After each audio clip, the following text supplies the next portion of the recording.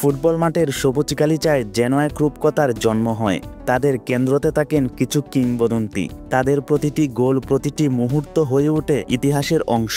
আর এই রূপকথার সবচেয়ে বড় দুই নায়ক হলেন লিওনেল মেসি এবং ক্রিস্টিয়ানো রোনালদো।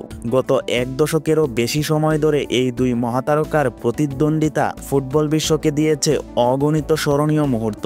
আজ আমরা তাদের কেরিয়ারের সাম্প্রতিক গোল, ম্যাচের পরিসংখ্যান এবং রেকর্ড নিয়ে কথা বলবো।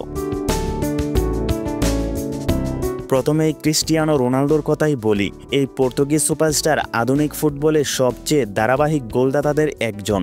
এই পর্যন্ত তিনি 1281টি ম্যাচ খেলে গোল করেছেন 938টি।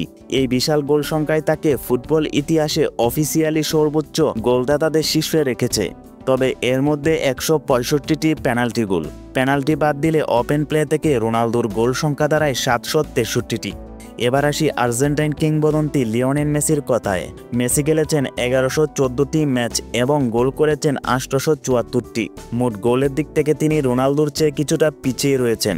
মেসির পেনাল্টি বাদ দিলে গোলের সংখ্যা 764টি, যা রোনালদোর চেয়ে একটি গোল বেশি। অর্থাৎ এই তথ্য বোঝায় খেলার মধ্যে তৈরি হওয়া সুযোগ থেকে গোল করতে মেসি রোনালদোর চেয়ে কিছুটা এগিয়ে। তবে মেসি এই রেকর্ডটি গড়েছেন রোনালদোর চেয়ে 167টি ম্যাচ কম খেলে। সবশেষ ম্যাচে ইন্টার মিয়ামির জার্সিতে মেসি জোড়া গোল করে রোনালদোকে পেছনে ফেলেন।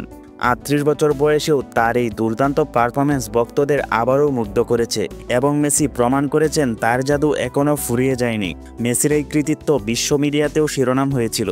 তারা ফলো করে প্রচার করেন ফুটবল ইতিহাসের সর্বোচ্চ গোলদাতা হিসাবে ক্রিস্টিয়ানো রোনালদোকে ছাড়িয়ে গেলেন আর্জেন্টাইন কিংবদন্তি।